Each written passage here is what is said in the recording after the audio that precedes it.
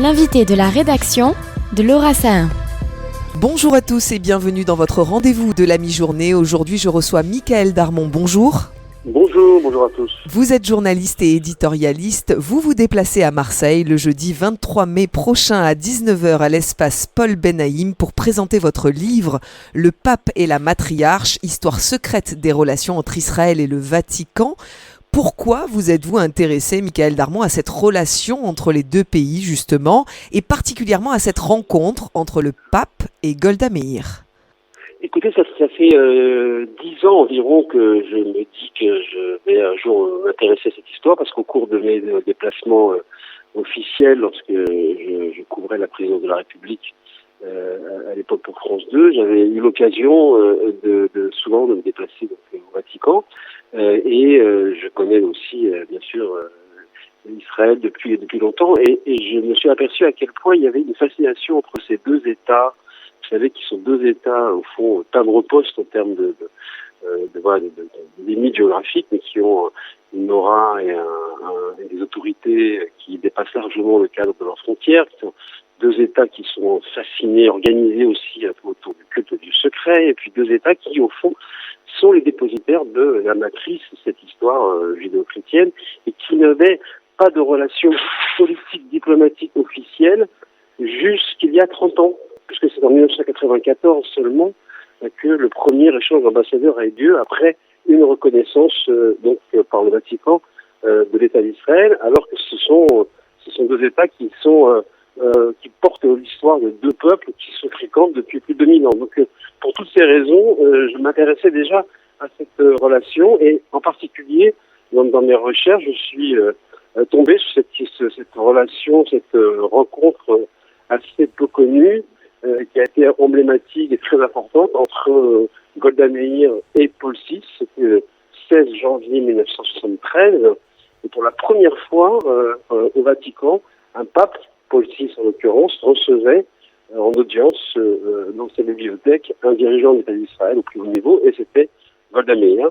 Et donc j'ai regardé, et je me suis aperçu que cette rencontre avait lieu aussi dans des conditions rocambolesques, et surtout qu'elle avait été le déclencheur d'une série de relations qui ont permis aussi, qui ont jalonné le travail vers la reconnaissance officielle. Mais justement, après cette rencontre, Golda Meir, qui a été donc première ministre d'Israël, disait, je cite, « L'horloge du Vatican n'est pas la même que celle du reste du monde ». Qu'est-ce que cela voulait dire finalement, Michaël Darmon ?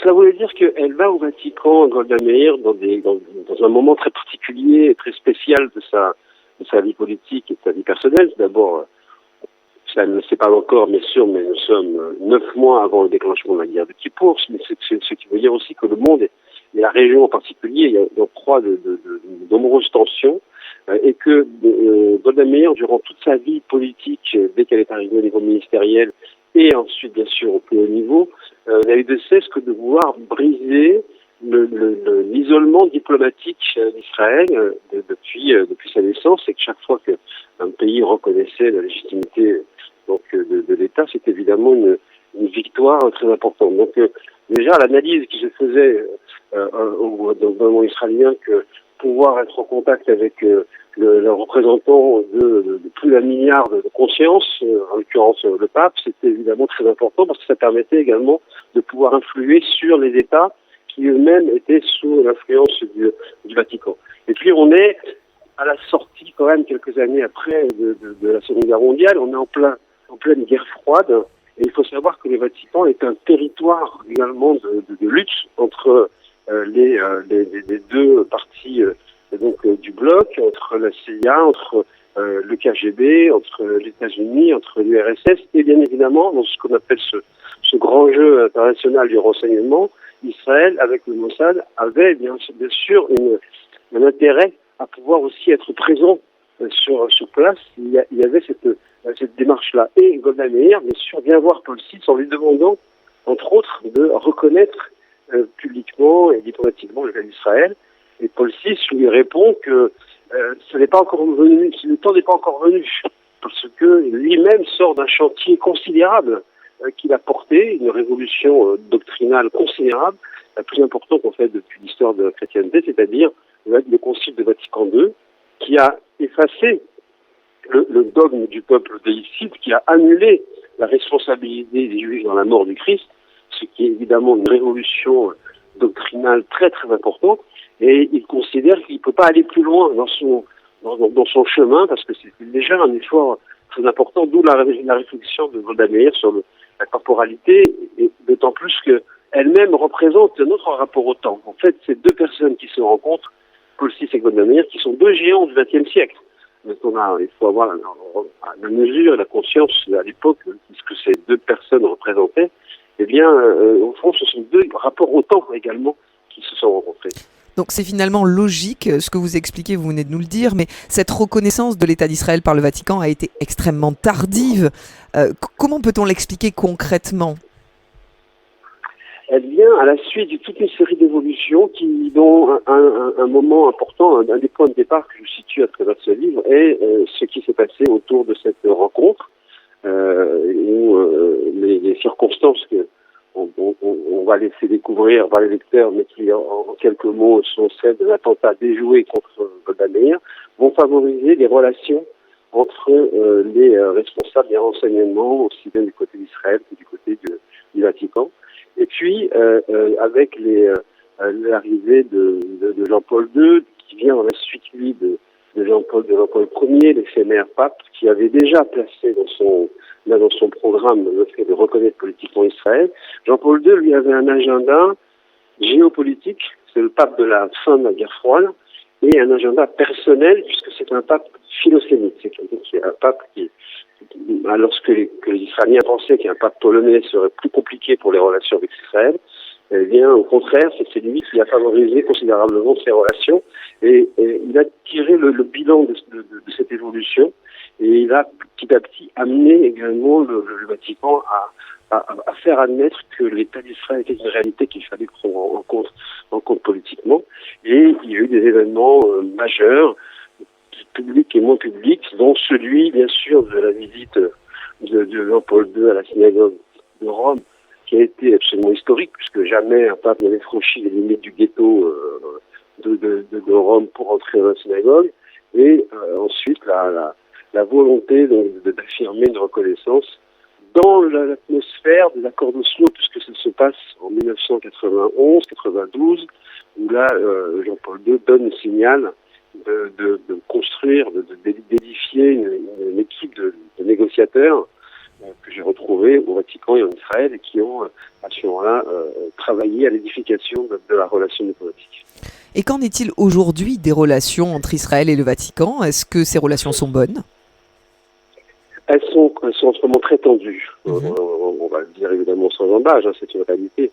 Elles sont très tendues du fait de la situation en Israël depuis le 7 octobre, même si le pape François a d'emblée, dès le 8 octobre, pris la parole pour condamner ce qui s'était passé, pour montrer sa solidarité, sa compassion à l'égard du drame que vivent les Israéliens depuis le massacre du 7 octobre.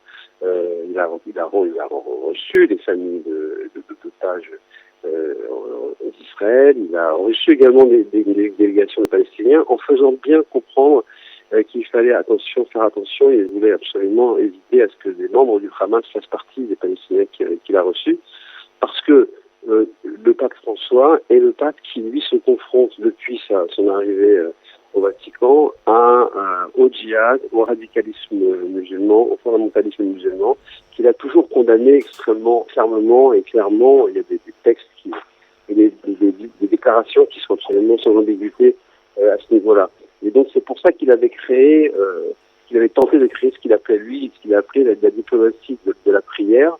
On s'en souvient, il avait organisé une journée de veillée de prière entre Mahmoud Abbas, le chef d'autorité palestinienne, et donc Shimon Peres, à l'époque président de l'État d'Israël, autour de lui au Vatican, pour pouvoir justement célébrer, marquer, honorer cette volonté de paix. Mais bien évidemment, les tensions internationales et les évolutions dramatiques en Israël sont beaucoup plus fortes, et on a le sentiment aujourd'hui que le Vatican a quand même du mal forcément à jouer un rôle, d'autant que naturellement, dans la logique du soutien aux plus faibles, eh bien, il y a toujours eu un soutien, en tout cas une sympathie naturelle du Vatican envers les Palestiniens. C'est la tradition liée aux présences des communautés chrétiennes dans les pays arabes.